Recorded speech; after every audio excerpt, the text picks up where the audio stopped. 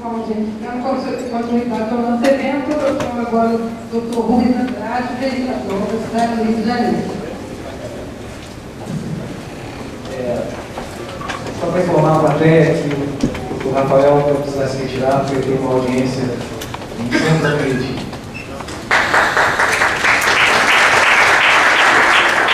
Bom dia, quero agradecer pelo Alexandre Montijo, presidente do Instituto de Eventos Ambientais pelo convite. Quero saudar aqui a mesa do Rubem Marcel, o professor Francisco Carreiro, Rafael Luciano, secretário de Educação, e que eu quero aqui saudar pelo trabalho e parabenizá-lo também, porque aqui numa das matérias aparece o professor Dr. Paulo Santos, da Universidade Federal do Rio de Janeiro, e vejo aqui alunos do Colégio Realengo presente, e está relatando por aí, já que você falou de sustentabilidade, de vida, uma aula também dessa questão macro, né, internacional também, que o Paulo, na universidade, logo quando ele subiu lá, ele, todo ano, com as turmas iniciais, ele fazia uma visita a Realengo para mostrar, secretário, para mostrar dois momentos da fase do Brasil. Um da década de 40, levando os estudantes para conhecer o conjunto IAPI, que foi o primeiro conjunto do modelo cidade-jardim no Brasil, e do outro lado, levando para conhecer o que foi o modelo dos conjuntos da Coab da década de 60, final de 60, de 70, que era o momento em que nós não tínhamos democracia desse país, do ponto de vista de poder falar o que pensávamos e sequer escolher os nossos representantes. Eu quero saudar por vê-lo aqui contribuindo para a recuperação desses imóveis no centro. É importante isso, principalmente os estudantes, o relator aqui, o Aldo, e liberando já o nosso secretário, mas queria deixar esse registro aqui por esse trabalho, porque esse Brasil já teve um projeto, né, nacional, já teve uma realizações concretas, assim como também encontrar aqui Aldo Arantes, ex-presidente da UNE, deputado federal, também tive a oportunidade de encontrá-lo em Brasília no primeiro mandato, de vereador, e depois aqui no Rio de Janeiro, trabalhando para que uma das áreas públicas jurisdicionais do Exército hoje pudesse ter o campus realmente do Instituto Federal de Educação, Ciência e Tecnologia. A gente andando naquele mapa, olhando, vendo a medição, acompanhando, enquanto ele dirigiu o projeto do Ministério da Educação. É importante a gente falar isso, nós estamos falando de 9 anos passados, né? Difícil a gente falar de 70 anos passados, mas de 9. Então, estou aqui nessa manhã para falar dessa experiência como vereador da cidade do Rio de Janeiro e localmente dessas mudanças que a cidade viveu, vive e com certeza teremos muito mais. Eu lembro aqui que eu ia relatar, quando não estava em voga na nossa pauta, a minha origem de atuação política veio na época, na luta pela redemocratização, jovens, adolescentes, criando a Associação de Moradores, contribuindo para que a FAMED se instituísse no estado do Rio de Janeiro e na cidade, quando surgimos com a proposta da reciclagem do lixo, numa perspectiva econômica para a própria Associação de Moradores, que era a coleta seletiva pela associação, assim como a FAMED teve as feirinhas também comunitárias, as pessoas aqui do passado lembram disso, nós estamos falando de coisa de 30 anos, e já trazia essa experiência popular que ganhou essa projeção toda e hoje presente na nossa vida e na nossa sociedade. O vereador da cidade do Rio de Janeiro, e onde nós estamos mais na ponta da nossa população, de modo geral, eu quero destacar aqui algumas questões, até falar de uma lei recente, 5.235 de 2011, de minha autoria, sancionada pelo prefeito, para uma campanha permanente da cidade limpa, que é algo que nós temos que enfrentar também como um dos problemas nossos. Nós temos que ter essa linha correta, que o Aldo traça aqui, mas para nós também nós precisamos superar o atraso que muitas vezes se faz presente na sociedade e que se soma no atraso político geral também. né, e não base, né, para a sustentação política em atuações mais complicadas da representação, que é o lixo na nossa cidade. E esse caminho é possível nós enfrentarmos. Um exemplo disso, hoje ninguém consegue ou não vê nenhuma lata na calçada, na rua, porque virou algo da economia ali, né, das cooperativas, dos catadores, enfim, levando para o processo de reciclagem. É algo presente em nossa cidade, isso foi algo que foi incorporado. Mas nós precisamos avançar muito mais ainda em relação ao plástico, ao PET, à madeira que é jogada nas esquinas de nossa cidade. E não é só nas áreas populares, não. No entulho, que é um dos grandes problemas onde a cidade hoje mais cresce, que é atravessar aqui o túnel, área de planejamento 4, barra R3 Jacarepaguá, área de planejamento 5, que é toda a zona oeste da cidade do Rio de Janeiro, porque o volume de construções e adensamento, uso e ocupação do solo é grande. Só para você ter uma ideia, os 4 bairros mais populares da cidade do Rio de Janeiro estão na zona oeste da cidade do Rio de Janeiro, Campo Grande, Bangu, Santa Cruz, Realengo, aí você atravessa Jacarepaguá, né, Barra da Tijuca, Recreio, vai um volume crescente em nossa cidade. Vamos ter mais de 100 mil habitantes em Copacabana, Irajá, enfim, se somar a ilha toda do governador, tem suas especificidades, enfim, mas com a área já adensada. Mas essa vertente é uma questão central e que nós temos que incorporar, como estamos debatendo a questão da economia verde, desse processo da economia verde, de sustentabilidade, algo que também não pode ser colocado à margem. Acho que o setor empresarial deve entrar, inovar, que é a grande bola mestre desse processo. Nós precisamos de empreendedores, de empresários que veem nessa atividade algo que vai gerar emprego, que vai gerar renda, que vai promover, né, e, óbvio, ganhar dinheiro também por conta da possibilidade de se apropriar algo que nós estamos mandando para os lixões, e aí, como foi falado aqui pelo Celso, que eu quero também registrar o brilhante trabalho aqui no Planetário, para Gramacho, que será fechada, assim como para Jericinó também, que já há um compromisso da Prefeitura de fechá-lo. E isso é possível, porque esse volume de entulho, por exemplo, que é os resíduos sólidos, tem um processo de reciclagem, se reaproveitar na própria obra também. Então nós temos que incorporar isso através das tecnologias e o próprio poder público e o setor privado também. Tive a oportunidade, quando ocupei a Secretaria e estudo lá na Secretaria de Ciência e Tecnologia da Prefeitura da cidade do Rio de Janeiro, de conhecer um projeto desse em João Pessoa. E lá encontrei um professor doutor da Universidade de Pernambuco, me orientando, mostrando e apresentando aquele equipamento que dali, e o nosso secretário não se encontra aqui, mas você pode retirar daquele entulho o ferro, reaproveitar, você pode fazer daquele processo as lajotas já para habitações, né, adicionando ali a liga, que é importante, transformar aquele material em brita, ser reaproveitado, e um equipamento desse não chegava na ordem de R$2 milhões há 3 anos atrás. Então é algo que nós temos que trazer para a experiência concreta da vida das pessoas e para a nossa cidade.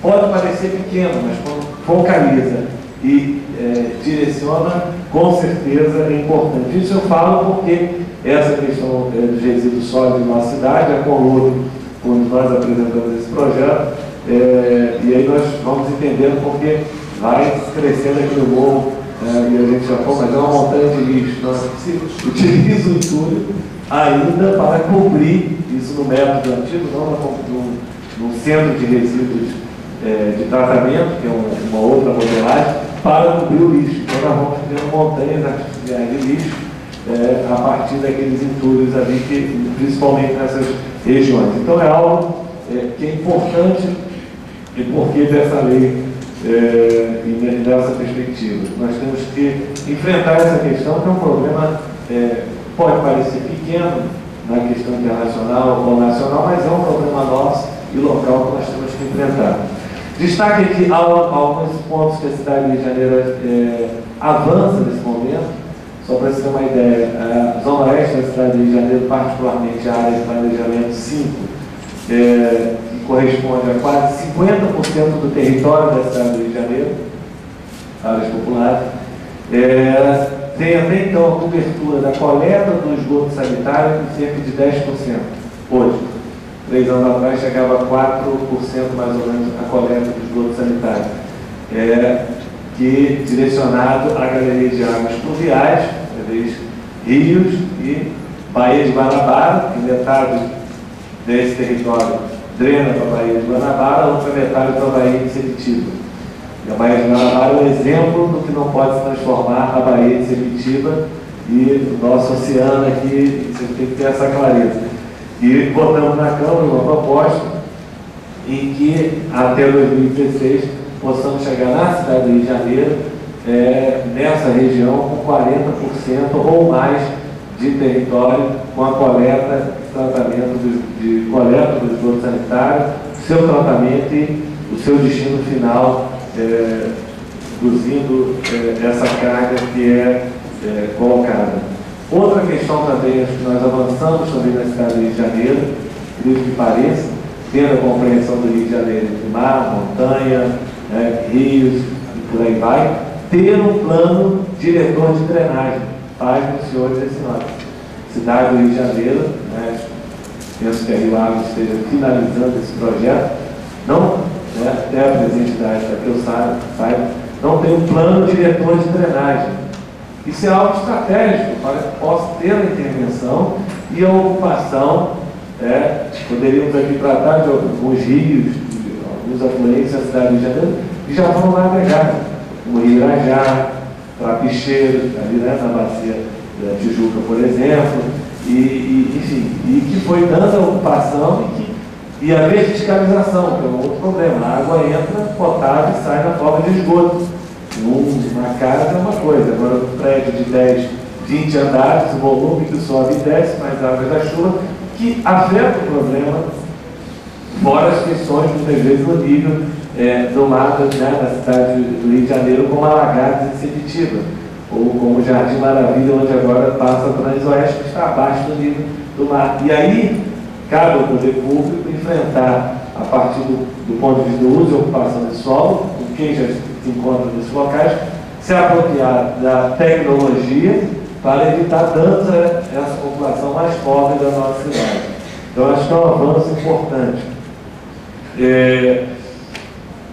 A bacia de Jacarepaguá, com financiamento federal, onde nós vamos ter a RI+20, só para se ter uma ideia, é algo importante destacar. E por que isso? Só para ter um dado aqui. Na Câmara Municipal, nós discutimos semana passada a questão dos 3 dias da conferência do feriado escolar. E é importante a gente entender, sociedade já vivemos, nós queremos um mundo sustentável. Não é isso? Em tese é uma ideia politicamente correta. Mas a cidade do Rio de Janeiro, 20 anos atrás, tinha cerca de 840 automóveis. 20 anos depois, nós temos cerca de quase 2 milhões e 400 mil automóveis. Nós quase triplicamos. E agora, recentemente, temos ali incentivo para reduzir ter mais carro, vamos comprar. Penso até que nós vamos avançar futuramente. Tive a oportunidade de ver no museu, Dodge Museu, em Munique, por exemplo, um carro elétrico, há 3 anos atrás, hoje é algo que vai se tornando presente.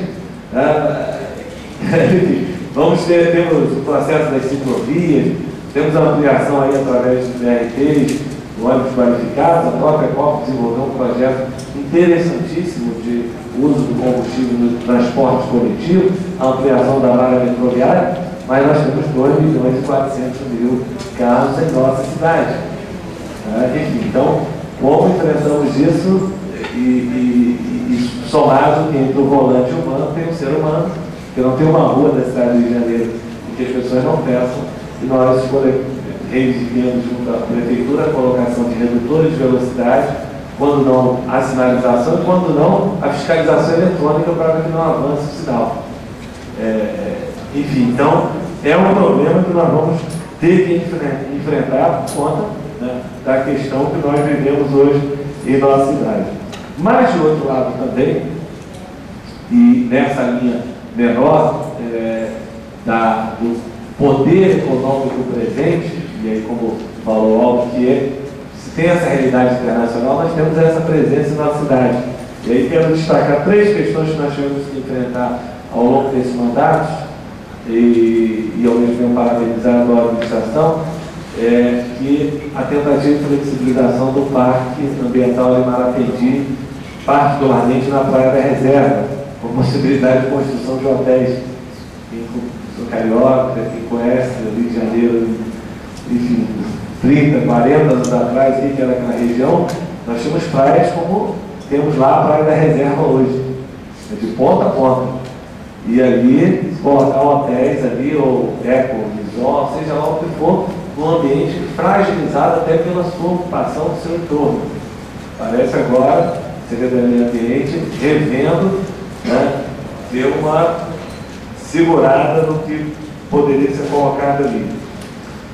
A segunda, quando nós tivemos a discussão, é a votação do PEU das várzeas, que é a verticalização ou os espíritos.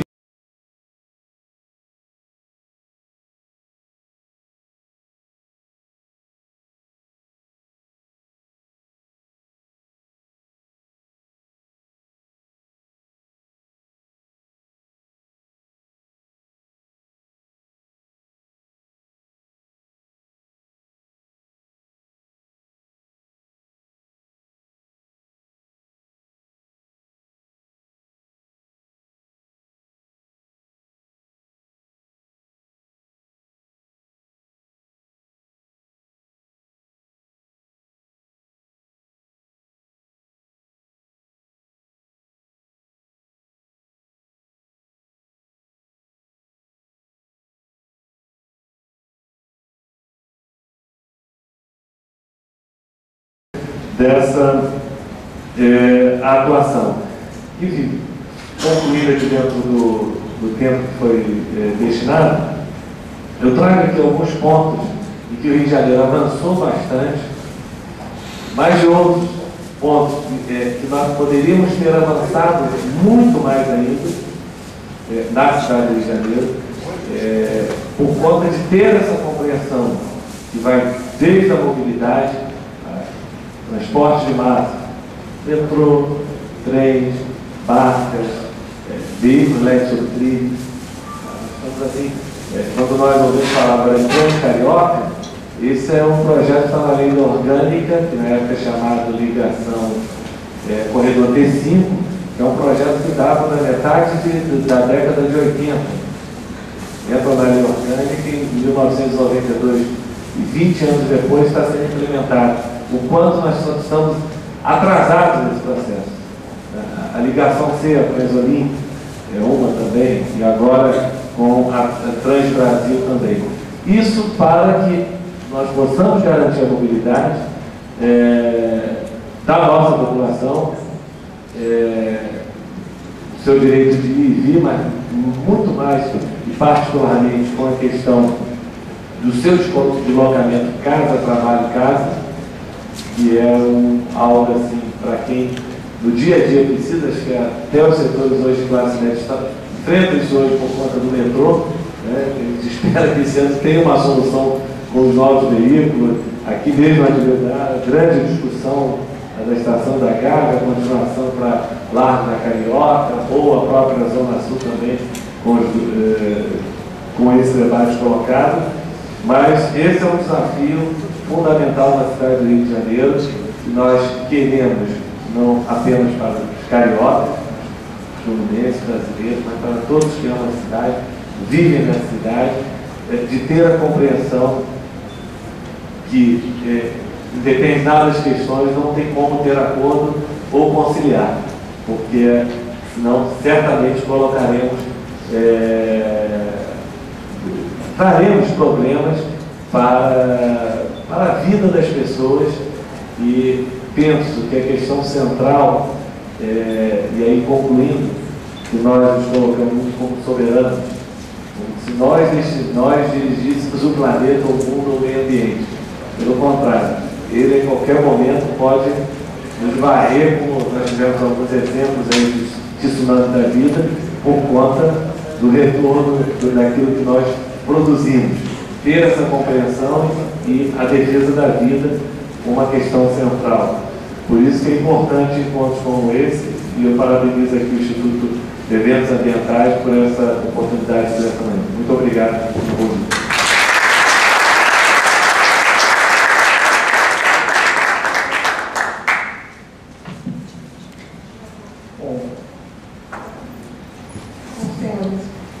Terminamos essa primeira parte, queremos agradecer a todos que colaboraram com a nossa mesa, agradecemos a todos que participaram, esperamos poder contar com a presença de todos na segunda parte do evento, que começará a partir das 14 horas. Passo a palavra agora para os caminhos encerrar a cerimônia. Antes de promover o encerramento oficial, lembrando, na verdade, já que nós pertencemos a um fórum, estamos num ambiente extremamente democrático, eu sei que já é meio-dia, em ponto, britanicamente encerramos o evento, mas eu queria vir até o protocolo para quebrar um pouquinho e deixar, pelo menos, aberta a palavra, para no máximo 3 perguntas, tá? Só apenas 3 perguntas para os integrantes da mesa. Antes, eu também gostaria de fazer uma pequena consideração, como coordenador aqui da mesa de debate, primeiramente para agradecer as excelentes exposições e informar que, como o próprio Dr. Aldo mencionou, a ideia de Green Economy, ou de economia verde, no momento oportuno vocês assistirão à minha palestra, que é a última do dia de hoje, eu farei uma abordagem geral sobre muitas experiências pelos 5 continentes que fazem referência à ideia de economia verde.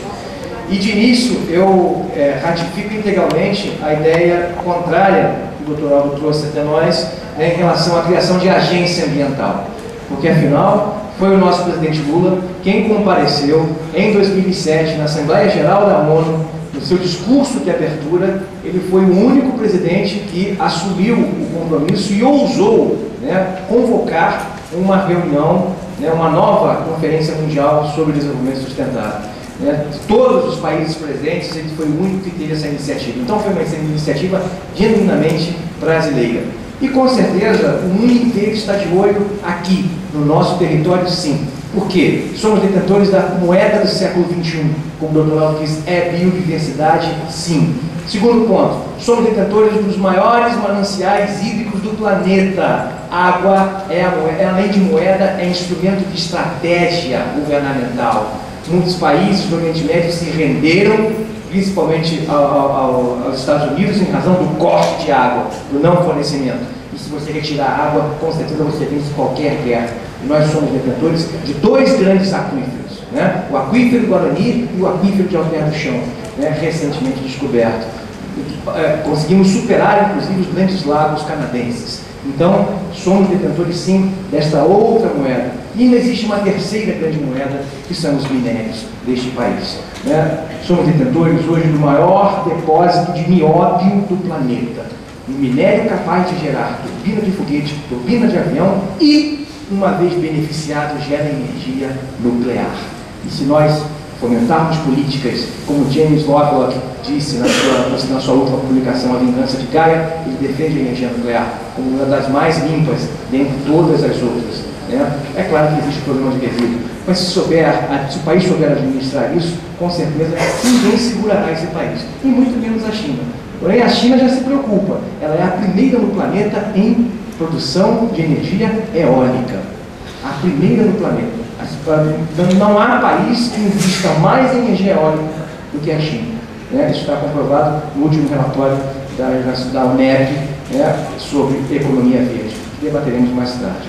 E, vereador, e também nosso ilustre representante do senador aqui presente, eu gostaria de dizer que falar da cidade do Rio de Janeiro é uma coisa assim de grande importância, porque vocês, alunos do Colégio Realengo, são jovens, E o meu último livro chama Cidade Sustentável, Utopia ou Realidade.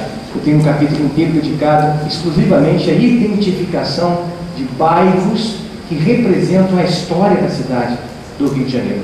Né? Uma cidade que não tem história, que não tem memória, não compõe a ideia de cidade sustentável. Uma cidade que tem palafita também não compõe essa ideia. E os famosos IAPIs, como o Rafael Pisciani aqui relatou, né, que vem fazendo até uma reforma, etc. Os grandes IAPIs, né, integraram uma política habitacional de longa data, da época de Lacerda, né, da época de Dosdorf, e por aí vai. Começou por lá. E quando o Rio de Janeiro começou a realizar grandes obras e grandes empreendimentos, qual foi a grande convocação geral? Venham para o Rio de Janeiro, porque há emprego, há renda. Nós já tínhamos os IAPIs já prontos. Era uma maravilha dos deuses, né? Morar no IAPI. Saíram da comunidade, agora não pode mais falar favela, tem que falar aglomeração urbana. Saía da aglomeração urbana e ia para onde? Os IAPIs, né? De Inhaúma, da Penha, né? De Irajá e por aí vai. O que aconteceu? Com a convocação, todo o êxodo rural, todo mundo veio ao Rio de Janeiro, Ponte Rio de Niterói sendo construída, grandes túneis na cidade sendo construídos. O que aconteceu? Preciso morar em algum lugar. Vai morar aonde? No puxadinho do IAPI, que hoje chamamos de grandes complexos na cidade do Rio de Janeiro. Então, foi, na verdade, uma fragilidade de gestão e planejamento urbano que deu ensejo hoje ao descontrole, né, dessa aglomeração urbana. Porém, o que faz hoje, né, a governança e os grandes gestores, e principalmente, como o senhor disse, vereador, o governo atual, se for implementar grande empreendimento e grande obra, tem que pensar não apenas no hoje, tem que pensar no futuro que queremos, na ideia de desenvolvimento sustentável e no ciclo, porque senão nós vamos cometer o mesmo erro. Vai passar o tempo e nós vamos novamente nos defrontar com grandes puxadinhos. Né? Vocês têm um projeto de lei muito interessante em relação às feiras livres. Né? Ou seja, uma coisa tradicional da cidade do Rio de Janeiro, que é feira livre. Depois da feira, o que resta? Muito resíduo. É triste, cheira mal. No lugar onde você vai comprar alimento, depois você vê aquele desastre. Então a iniciativa de Vossa Excelência foi extremamente promissora pensar num projeto de lei com condições de fazer o quê? Uma boa educação ambiental do feirante, para que ele possa saber, na verdade, fazer uma boa gestão de resíduo. Agora não se pode mais falar em lixo, né? Não esquecer lixo e pensar em resíduo. 3 perguntas, por favor.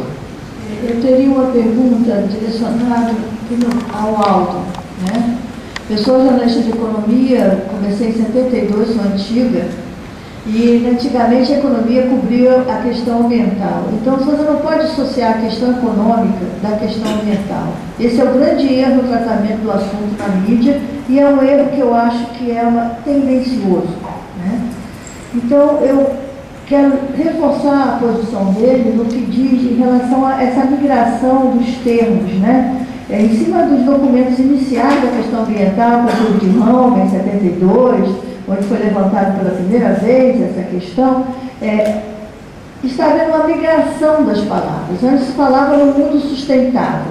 Em 92, onde eu trabalhei até, cobrindo, eu trabalhava na Confederação Nacional da Indústria, então eu conheço bem a questão do mercado, se tirou do colete a palavra desenvolvimento sustentável.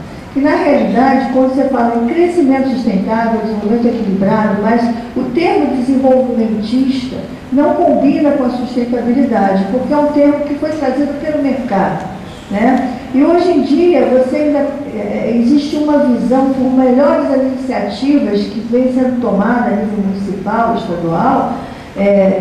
O conceito geral da cidade hoje tem uma visão da cidade empresa. Né? O morador, ele não é importante. Então, por exemplo, eu vivo no Humaitá, né? Eu participei desse movimento contra os helicópteros, que estava uma loucura, né? Impedindo até o funcionamento do bombeiro. Você é mais curta para terminar. Então, a prioridade do morador, o morador que vive na cidade, ele está sendo tratado com um impedimento ao desenvolvimento. No Humaitá fizeram uma investida de 500 metros, que já teve 10 atropelamentos e quase atropelamentos todos os dias. E a 7 Rio há 2 anos não muda a mão invertida, priorizando sempre os carros, a seleção dos carros, num lugar onde tem várias escolas devagarinho no bairro. Então, é uma visão da cidade que simplesmente não considera as pessoas que vivem ali. Isso é uma visão de mercado. Eu sinto muito, as iniciativas são isoladas, elas não fazem parte de um projeto.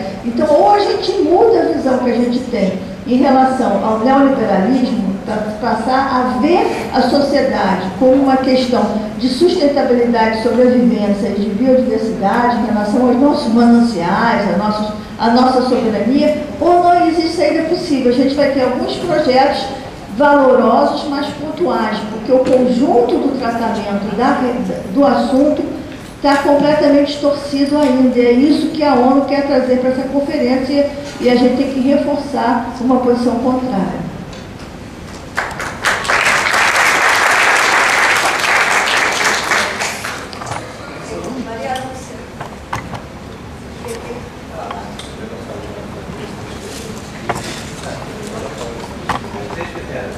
Próxima.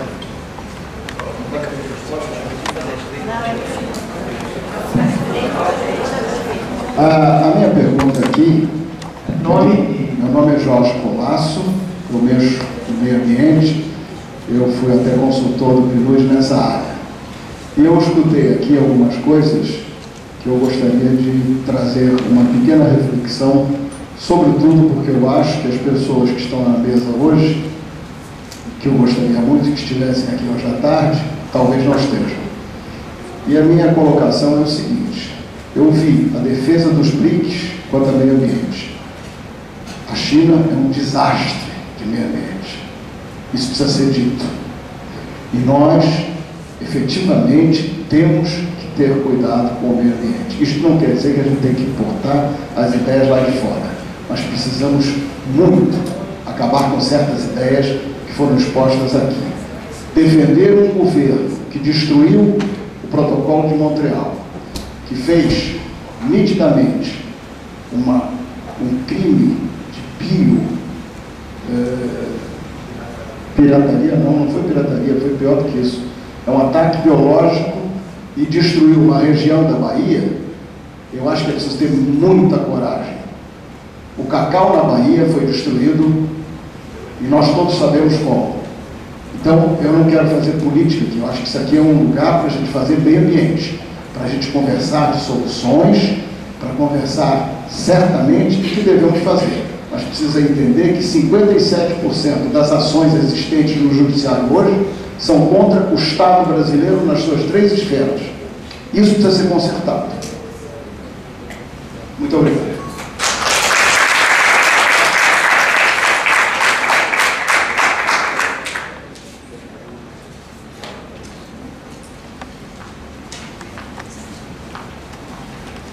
Eu sou Dina Frutuoso, sou conselheira estadual. Delegado. Você me deu desligar. Eu sou Dina Frutuoso, conselheira estadual da pessoa idosa. Fico muito feliz de você ter trazido estudantes aqui, porque a minha pergunta é a todos. E a educação brasileira?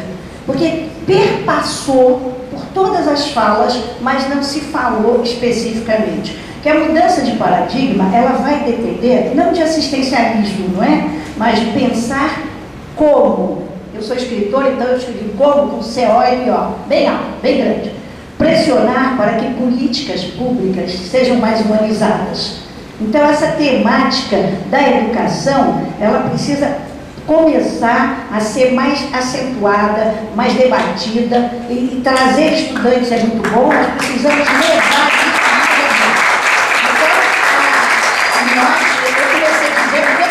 Conselheiro Estadual da Pessoa Idosa, nós sabemos, nós temos um Conselho Estadual há 15 anos, nós estamos com um problema no Conselho Municipal, inclusive aqui, que foi feita uma lei que fere a Constituição brasileira, e nós estamos com o Ministério Público trabalhando sobre isso. Então, é preciso ter consciência, é preciso saber debater, é preciso saber perguntar, principalmente, porque as perguntas, elas são mais essenciais que as respostas. Vamos continuar perguntando.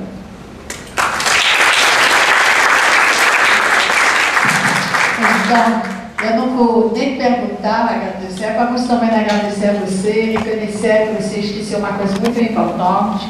Eu represento o Conselho da France, mas também eu tenho um instituto valorizando na Europa, como é o bom nosso Brasil.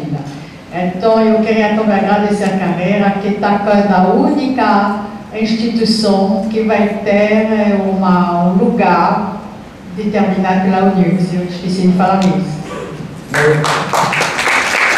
Nós somos um, dois, vários integrantes dos Major Groups. Eu gostaria de começar a responder, principalmente a doutora Dina Frutuoso, que acompanha de longa data todos os fóruns empresariais que nós já realizamos, desde a Infirjana, no passado, até, pena que a senhora não esteve aqui no primeiro encontro do fórum, nós falamos muito sobre educação. Um dos temas principais do nosso fórum é educação para a transição. Não podemos fazer uma transição de sistema, de valores e de princípios, sem que o principal objeto destes valores, desta economia, desta política, tenha perfeita consciência do que ele efetivamente vai receber. Porque de nada adianta você reunir uma gigantesca conferência que não é vinculante, não vai ter nenhuma declaração na nenhuma gente. Não é uma nova Eco 92 ou Rio 92. Grandes documentos, como a Convenção da Biodiversidade, como a Declaração do Rio, que saíram daqui do Rio de Janeiro, não sairão mais. Isso é só, na verdade, um grande brainstorm para se reconduzir princípios, conceitos e valores. Mas um dos elementos principais deste Fórum Empresarial Rio+20, além de debater a ideia de Green Economy, é levar em consideração a educação para a transição, associado à ideia de governança socioambiental. Nós não podemos fazer uma transição por uma economia, que eu também concordo com o Dr. Aldo, que é de mercado, que não me venha dizer que não há atribuição de valor, porque há atribuição de valor. Se você atribuir valor, com certeza você está olhando com concepção mercadológica. E nós temos componentes ambientais naturais que integram hoje esta ideia mercadológica. Então, cabe a este fórum, na verdade, através desse debate extremamente participativo, eu estou adorando, é promover esta inserção socioambiental no componente educacional. Não é uma mera educação ambiental. Aliás, a Lei Federal da Política Nacional de Educação Ambiental, o artigo 4º, inciso 1º da Lei 9795 de 1999, prevê que é princípio da educação ambiental, a abordagem holística. Então, aquele que é sujeito de educação ambiental, ele tem toda a autonomia para questionar, para debater e para reconduzir. E não pode ser levado para uma nova economia de uma forma direta. Nós temos que ter educação no processo, e uma educação socioambiental. Posso fazer uma palavra?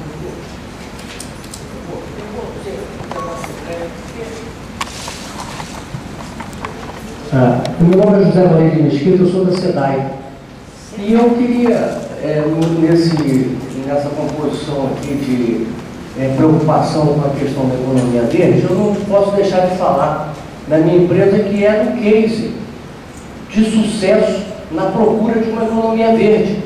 Considerada uma economia verde aquela em que é processada como uma amiga do meio ambiente, que trabalha pela sustentabilidade, que tem responsabilidade social, que respeita os seus clientes e os produtos e os bens que ela utiliza.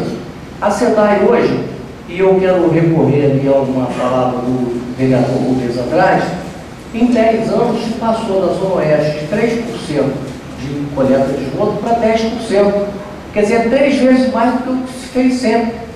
A Estação da Alegria, ela tratava 100 litros por segundo, hoje trata 1.500 litros por segundo, 2.500 litros por segundo. Na Barra da Tijuca, você não tinha coleta de esgoto, o esgoto era todo levado para Lagoas. Hoje se trata lá 2.000 litros por segundo. Quer dizer, é um avanço muito grande numa empresa que, historicamente, as empresas de saneamento cuidavam muito da água e muito pouco do esgoto, e a SEDAI hoje cuida muito do esgoto. E ela tem mais uma coisa interessante, que eu acho até que deveria ser discutido nos seminários seguintes aqui, que é uma empresa que se preocupa com reflorestamento da mata ciliar, dos mananciais onde ela recebe água, porque ela garante a perenização e a qualidade do material. Ela utiliza detentos dos sistemas abertos e semiabertos do sistema prisional do Rio de Janeiro, mais de 350 detentos, gerando mudas para plantar. Quer dizer, nós temos, sim, exemplos de empresas, eu estou falando de uma empresa pública que não usa dinheiro do governo, que é toda vinda de receita própria, e pratica tarifas sociais. Cobra diferencialmente. Quer dizer, ela pratica uma economia de mercado e no mercado uma economia verde em que estão plenamente solidificados esses valores da amizade com o meio ambiente, da sustentabilidade, do respeito ao cliente, da responsabilidade social e do cuidado com a sua matéria-prima. Bom, gente, gostaria que o senhor levasse as nossas recomendações ao Dr. Wagner Richter, presidente da SEDAI, da nova SEDAI. Bom, gente, vamos começar com José Mesquita. José Mesquita. Primeiro o seguinte, Mesquita, quando eu coloco aqui essa crítica ao mercado, evidentemente nós somos um país capitalista. Então, isso não significa, quer dizer, que nós vamos viver sem o mercado, um país capitalista. O que eu discuto aqui é se essa economia ela deve priorizar o sistema financeiro no setor produtivo. Essa é a discussão que eu coloco. Porque o Brasil, por exemplo, teria presença, eu acho que no setor produtivo, né? Ele, mesmo empresa particular, joga um papel importante na criação de riqueza do país. Agora, como diferencial para a empresa pública. O senhor deu aqui o testemunho de que a empresa pública ela tem condições de ter tarifas sociais. Porque ela se preocupa, além de cumprir aquela finalidade, ela se preocupa com o interesse social. Isso só é possível para uma empresa que não visa exclusivamente o lucro. É claro que algumas empresas particulares podem até avançar um pouco nesse sentido, mas do ponto de vista, digamos assim, da essência da empresa pública eu digo não só a SENAI, como a SEDAI, como uma escola pública, etc., ou como um banco público, é o que eu coloquei. É que as empresas públicas, sobretudo no governo democrático, ela tem um papel que transcende meramente, digamos, a realização daquele serviço, mas ela procura exatamente, às vezes até limitando os seus lucros, desempenhar um papel social. Então, primeiro isso, quero parabenizar aí o seu relato acerca do papel da SEDAI. Quero também falar aqui a professora Dina, né, que eu concordo inteiramente. Mais do que isso, eu acho que não é só educação, ciência e tecnologia. No mundo de hoje, um país que não aprofunda na educação, ciência e tecnologia, fica marcando passo. Mas nesse sentido, nós temos que tirar consequências práticas disso, está legal. E daí? Eu acho que uma das coisas fundamentais é fortalecer a escola pública, de qualidade. Então está o primeiro problema, a educação no geral. A educação, tudo bem, mas fortalecendo a escola pública de qualidade. Uma escola pública colocada no patamar do atualmente desenvolvimento mundial. Não é? Primeiro. Segundo, verbas para a educação. Não é? Então nós temos que fazer uma campanha de mais verba para a educação e mais verba para a educação pública. E a UNE, por exemplo, a entidade que eu fui presidente há muitos anos, aqui no Rio de Janeiro, inclusive, por isso eu tenho vínculo até afetivo com o Rio de Janeiro, quer dizer, a UNE levanta a bandeira, eu não me lembro, mas parece que é 30% do seu custo pré-sal destinado à educação. Está aí uma campanha interessante para ser generalizada. A juventude está levantando essa questão. Então, eu acho que quero concordar. Eu acho que quero falar com o Jorge Colasso, né? Colasso, desculpe, Jorge. Quero o seguinte, dizer que eu respeito os contrários. Isso é democracia. Né? Agora você disse que tem que ter muita coragem de vir aqui defender um governo que cumpriu esse papel. Para mim não se trata de coragem, trata de reconhecimento de uma realidade. É claro que nada no mundo... Posso falar? Posso falar?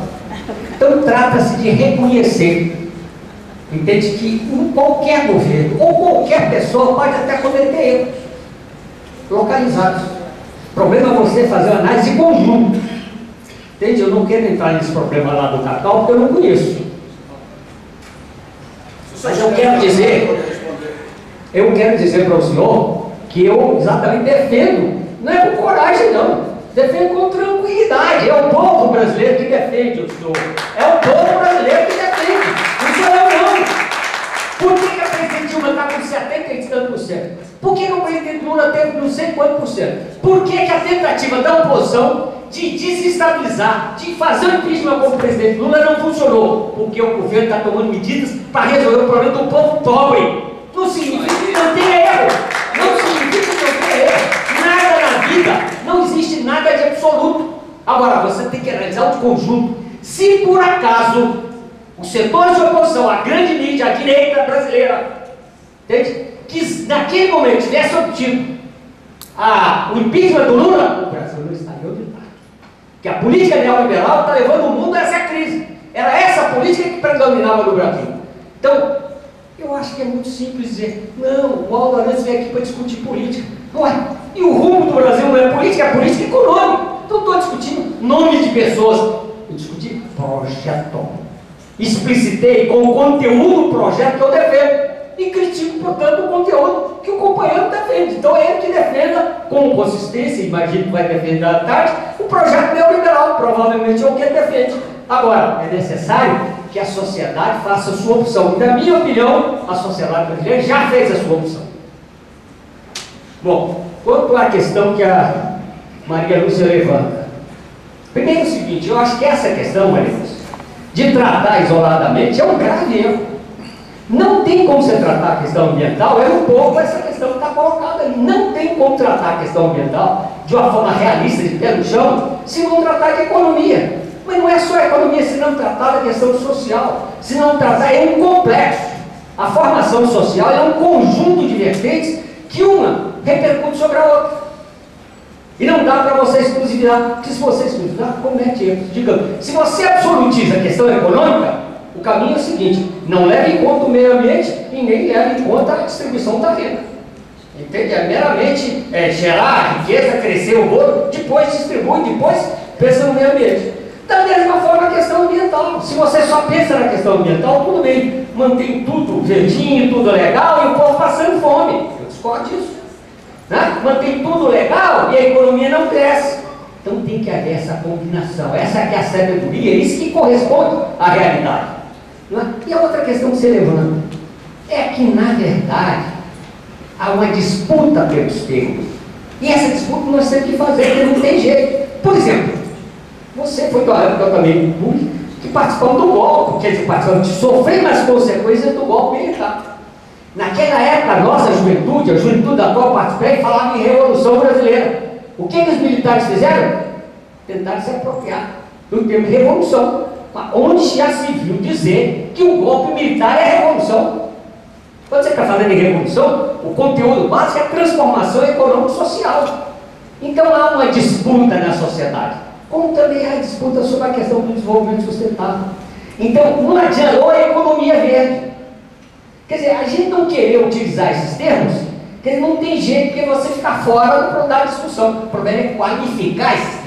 Então, que tipo de desenvolvimento sustentável que nós defendemos? Então, é um desenvolvimento que inclui, que resolve os problemas sociais, é um desenvolvimento que garante a defesa do meio ambiente, é um desenvolvimento que assegura um desenvolvimento econômico, mas preservando as conquistas sociais e ambientais, ou seja, tem que qualificar. Por isso é que nós falamos desenvolvimento sustentável, soberano, implicando exatamente nas questões sociais. E por isso que a gente defende economia verde, inclusive soberana. Ou seja, aí você qualifica e distingue.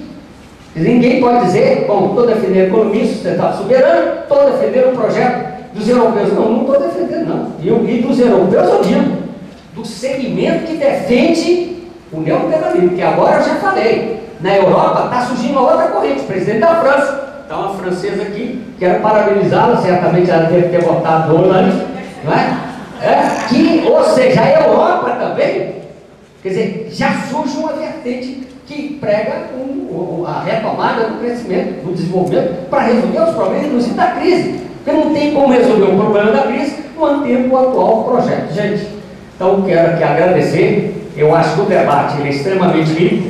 A minha exposição, em hipótese nenhuma, quis fazer dela um instrumento político, mas não tem como você discutir os grandes temas nacionais quando você fala na política no sentido maiúsculo, de P maiúsculo. Essa nós temos que discutir. A política com P maiúsculo implica não a disputa de indivíduos, mas implica na disputa de projetos econômicos, de projetos políticos, de projetos culturais. Isso nós temos que tomar consciência para que as nossas opções sejam em torno desses grandes objetivos, para que a gente já possa avançar e que o Brasil, inclusive, possa dar um testemunho ao mundo do que ocorre aqui e que a gente possa avançar no sentido de reconhecer o que há de positivo, mas também exigir que haja maiores e mais profundas transformações em nosso país. Muito obrigado a vocês.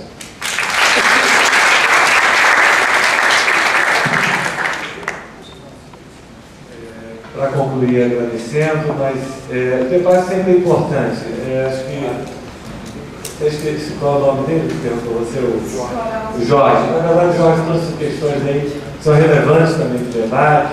Essa questão lá do cacau é porque, historicamente, na Bahia, os barões do cacau, e aí depois teve uma denúncia na revista Veja de um ex-militante de um partido político, acusando o outro partido também, de ter trazido de Roraima. Estou falando da fonte que eu tenho, do filme eu não sei, eu não posso ser liviano. Falando que trouxe lá a vassoura de bruxa lá de Roraima para atacar lá as fazendas dos donos barões, enfim. Então isso criou uma, tipo assim, quanto pior quebrar a economia, ganha um projeto político, enfim. Acho que é um registro histórico que a história vai ter que trazer à luz da verdade os fatos. Outras também da questão da China. É um problema, Jorge. Eu acho que não é só a questão que é um problema. 1 bilhão é com 300 milhões. Mas também estão enfrentando, só para você ter uma ideia, eu tive a oportunidade de estar na China em 2005 e lá reunindo com os representantes do poder público local e antes das Olimpíadas de 2008. Isso é um problema. Pense em Volta Redonda, que foi colocado na usina, uma companhia siderúrgica no meio da cidade. Agora imagina Pequim, né? uma usina no meio da cidade. Mas eles têm proposta de saída, eles estão construindo cidade para tirar quase 3 milhões de pessoas da cidade. Como vai tirar? Acho que é uma outra discussão, né? no modelo como eles vão fazer. Mas é um problema que eles estão enfrentando, porque no passado de Mao se pensou que ia fazer aço no fundo das casas. Depois a realidade mostrou os chineses que não era. Mas é um povo que, nas últimas 3 décadas, até pela sua sabedoria milenar, né? Nós temos 500 anos, os caras já estão caminhando há mais de 3 mil anos. É isso? Enfim, então nós temos que ter essa compreensão de brasileiro, de absorver o que é bom e o que está certo. Temos problemas também, acho, no BRIC, a própria Rússia, né? O que sobrou daquele modelo e o que ficou na base da sociedade. A própria Índia, com as suas características de castas, enfim. Mas acho que o ensinamento fundamental, e para nós, é a questão da democracia. Então acho que quando o Instituto promove isso aqui, a gente tem essa radicalidade, dependendo das posições ideológicas, partidárias, enfim. E isso me preocupa hoje no modelo atual brasileiro. Sabe por quê? Falo como político. Não é brincadeira com uma sociedade como a nossa, alguém ir para a televisão dizer que quer ser deputado federal e não sabe qual é o papel de ser deputado federal, mas vote em mim que eu vou contar. Então bota a mão no rosto e chama o eleitor de abestalhado ou abestado. E tem mais de 1.100.000 votos. Então nós precisamos de um processo de autocrítica contra a sociedade brasileira, um processo de despolitização, quando não hipócrita, farisaico, e abre espaços, de repente não para o golpe tradicional, para desmerecer ações como essas aqui, que são ações políticas. Pode ser uma ação, de repente, sindical, partidária, ideológica, mas é uma ação da polis, da cidade. Então fica aqui esse apelo, esse chamamento, principalmente para a nossa juventude. O Alan teve 4 mandatos, o 3º mandato, não sei como é que será a minha vida no futuro. Eu ganhei 3 eleições, perdi uma. E tem um momento você tem que se aposentar da vida, não é isso? Enfim, e tem outras coisas mais. Mas o que virá? O que nós estamos construindo verdadeiramente para a nossa sustentabilidade e os nossos filhos? Então, fica aqui essa reflexão mais do fundo filosófico, porque foi dito aqui pela nossa jornalista a questão do geral. Eu também acho fantástico, mas aí eu trato a vida como ela é, que é a Celso Rodrigues. E que essa questão do humano, demasiadamente humano, tem um texto muito interessante de Heidegger sobre o diálogo com o japonês sobre a técnica. E aí é algo muito mais profundo para todos nós. Eu falo aqui de 800 mil a 2 milhões e 400 mil carros, o que nós vamos fazer? Vamos jogar o nosso carro fora, vamos tacar fogo, vamos andar a pé, vamos andar de bicicleta. Nós geramos problemas, então nós temos que buscar as soluções. Então acho que parabéns a esse fórum por nos proporcionar encontros como esse. Muito obrigado.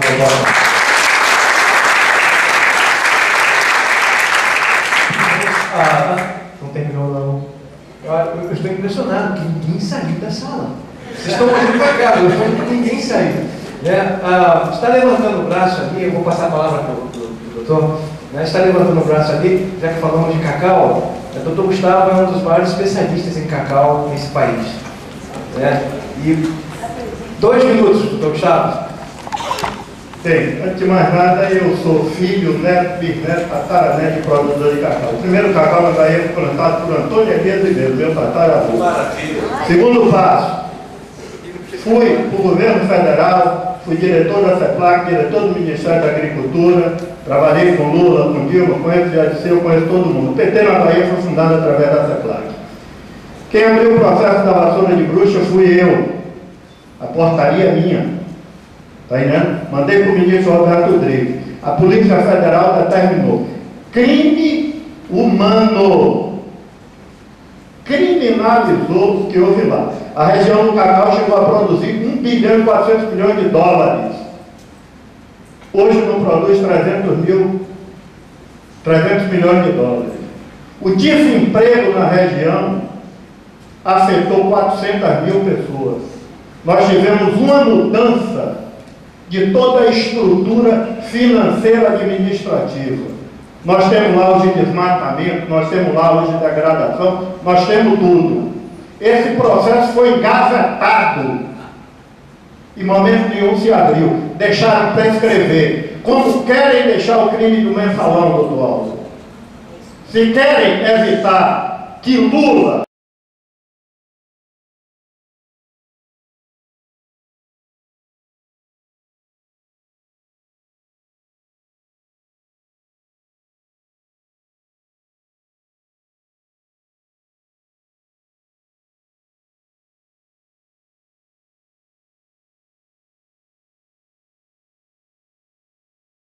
mensalão não houve, aí é que fica a minha pergunta. E o problema do Ministério do Esporte, que foi ocupado por Orlando Silva da Bahia, que pediu demissão, que tem processo hoje pela Procuradoria da República, o Gugel instalou. Aquilo também não houve. São coisas que a gente no final fica querendo saber. Porque o crime do cacau prescreveu administrativamente, criminalmente não. Muito obrigado.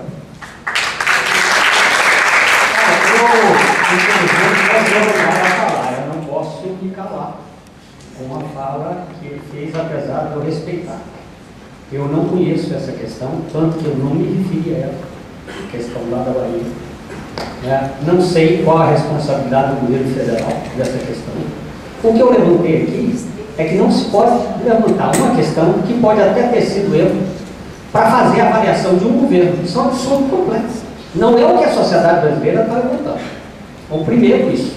Segundo, em relação a essa questão do Orlando, vamos pensar um pouco. Qual foi a denúncia que foi feita contra o Orlando? Que ele roubou, pegou dinheiro na garagem. A revista Veja deu em primeira página. Mentira! Mentira, não foi provado. A revista Veja fez a denúncia, não ouviu o Orlando, o que é um aspecto absolutamente, digamos assim, inaceitável do ponto de vista da democracia. Porque se há uma acusação, a pessoa tem que ter o direito à defesa, não permitir a ele o direito à defesa. Fizeram o julgamento, fizeram a condenação. Espera lá, pô. A imprensa não pode fazer isso não. Por isso é que eu falo que é necessário um controle. Pode ter havido, ou houve problema no Ministério? Pode ter havido. Tem problema na casa de todo mundo. Tem problema em tudo que é lugar. Agora a direita, e esse eu quero chamar a atenção de vocês, na história do Brasil, a direita, que não tem discurso que possa sensibilizar o povo, tenta sensibilizar as classes médias, colocando essa questão como questão fundamental. Ela é importante, é uma questão de princípio, mas ela pode esconder objetivos políticos. E agora vem à tona. O senador do meu estado, que era o campeão da ERG, é um bandido. No entanto, todo mundo estava enganado com ele. Bandido, instrumento do Cachoeira.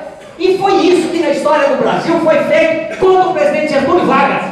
Não era que houve um ladrão ou dois no governo dele, era porque ele estava defendendo a política dos direitos sociais e a soberania nacional. O mesmo que foi feito contra o presidente Jango, é o mesmo que foi feito contra Juscelino e o mesmo que tentaram fazer com Lula. Não que não tivesse problema ético em qualquer governo, inclusive no governo Lula, mas é a tentativa de manipular isso com objetivo político e com o objetivo de tentar impedir um projeto que assegure a melhoria das condições de vida do povo. Portanto, essa é a minha opinião.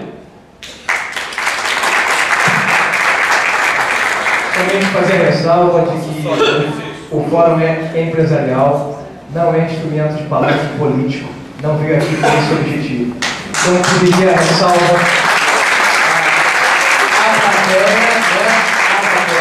à tarde, por favor, as perguntas sejam extremamente técnicas, sem discurso pessoal e afetas às ideias conceituais de economia verde, educação para a transição e governança socioambiental. Vou passar a palavra para o doutor representante do nosso senador da República, que ainda não falou. Bom, eu vou ser sucinto como fui anteriormente, pelo explicar o porquê. Eu estou aqui protocolarmente representando o senador que não pude. Isso me foi comunicado ontem à noite. Eu estava trabalhando em um projeto em Teresópolis. Então eu procurei me ater a ser meramente protocolar. E eu achei que a minha atitude foi correta diante do viés político que está tomando, né, conta da situação. Porque eu não estou aqui como cidadão do Rubem Marcelo da Rosa, estou como um mero representante protocolar do senador da República. E, portanto, eu não posso me ater nessas questões agora, porque a questão até seria leviano se eu entrasse. É só isso. Obrigado. Informando a todos que se inscreveram e receberam e mandaram um e-mail, vocês vão receber por e-mail o questionário padrão redigido pelas Nações Unidas, né, onde vocês têm 8 perguntas principais sobre o que entendem sobre economia verde. Então eu peço a todos que sejam extremamente transparentes, né? Relatem no questionário especificamente o que entendem sobre economia verde. E vocês terão 10 dias